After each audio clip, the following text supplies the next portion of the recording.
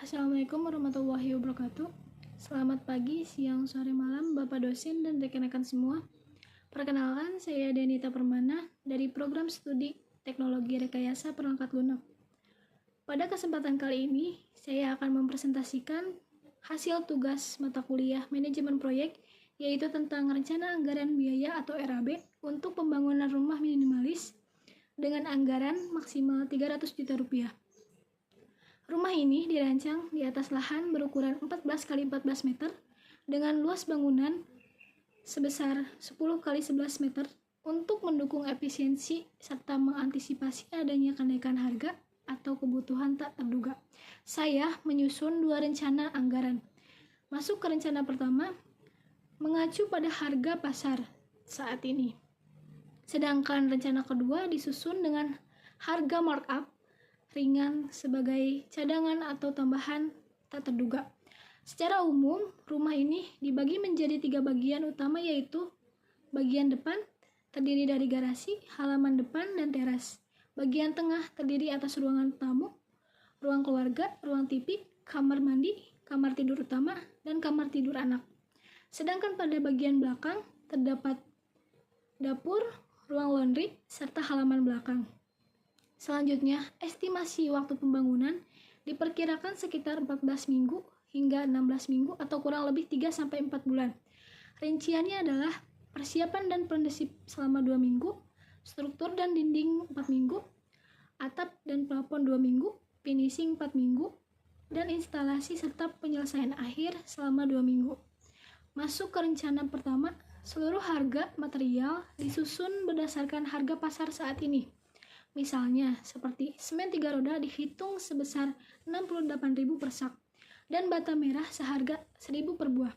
Total biaya material secara keseluruhan yaitu sekitar 153 juta. Untuk tenaga kerja terdiri dari 1 mandor, 2 tukang, 1 tukang kayu atau plafon, dan 2 pekerja kasar. Total biaya tenaga kerja selama 98 hari kerja mencapai 68 juta dan biaya konsumsi pekerja selama proyek berlangsung sebesar 14.700. Dengan asumsi 6 orang dikalikan 98 hari kerja. Biaya tambahan seperti sewa alat bantu, utilitas proyek, dan biaya lainnya juga diperhitungkan. Sewa molen, scaffolding, dan alat kecil memakan biaya sebesar 5.900. Biaya air dan listrik proyek mencapai 3.700. Sementara itu, biaya izin bangunan, transportasi material, dan administrasi proyek ditaksir sebesar 9.700.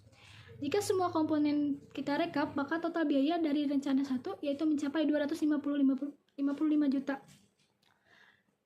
Terdapat sisa anggaran 45 juta. Sisa anggaran ini bisa difungsikan sebagai buffer jika terdapat kebutuhan tambahan atau tak terduga di lapangan.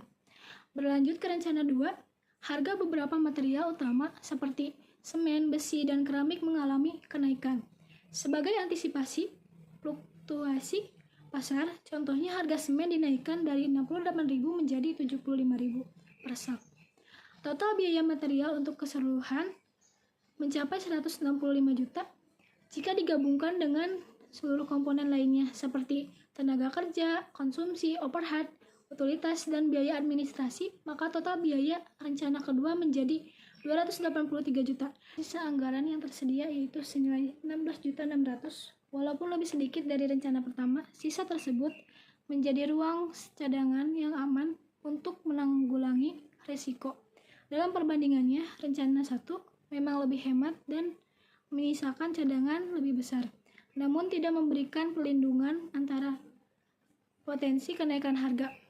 Sebaliknya, rencana kedua lebih aman dengan menyertakan kemungkinan atau lonjakan biaya. Meskipun menyisakan cadangan yang lebih kecil, selisih dana cadangan dari dua rencana ini adalah 2.700. Pemilihan rencana dapat disesuaikan dengan karakter proyek dan kecenderungan risiko pemilik atau pelaksana proyek. Dengan demikian, presentasi mengenai RAB pembangunan rumah minimalis yang dapat saya sampaikan. Semoga paparan ini memberikan gambaran yang jelas mengenai bagaimana anggaran dapat dirancang secara efisiensi dan realistis. Terima kasih atas perhatiannya. Wassalamualaikum warahmatullahi wabarakatuh.